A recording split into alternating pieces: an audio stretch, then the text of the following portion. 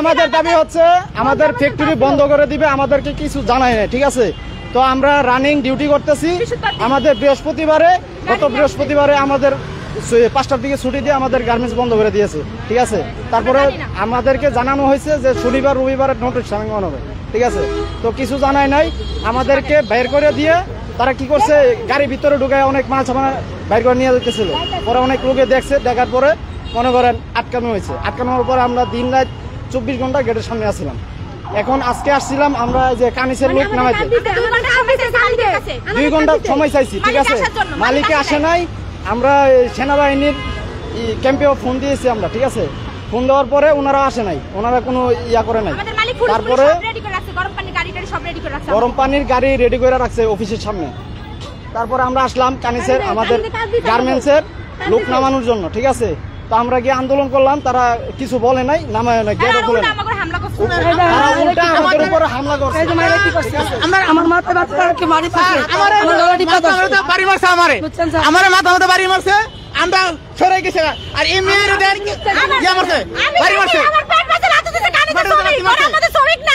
আমাদের সাথে এরকম করা তো হয় নাই, ঠিক আছে। আমাদের দাবি একটাই, আমাদের মালিক আসুক, আমরা ফ্যাক্টরির ভিতরে আমাদের জানাবো না, আমাদের মালিক আমাদের বুঝে দেখ। কিন্তু আমাদের মালিক আসতেছে না, কোনো কিছু আমাদের জানাতেছে না।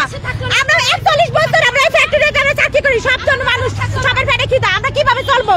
আমাদের জানাবেন, আমাদের বুঝে দিতে প্রাপ্য বুঝে, আমরা এটাই আবদার করি, আর কোনো দাবি চাই আমাদের।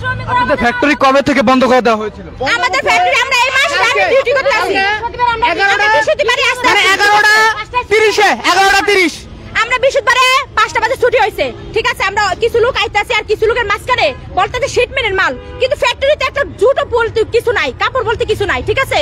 হ্যাঁ, গাড়ি আইনা বলতেছে আমরা শিটমেনের মাল নামাবো, কোনো শিটমেনের মালই নাই, ঠিক আছে। আমরা বৃহস্পতিবারে রাতকে সারা রাত আমরা ছিলাম।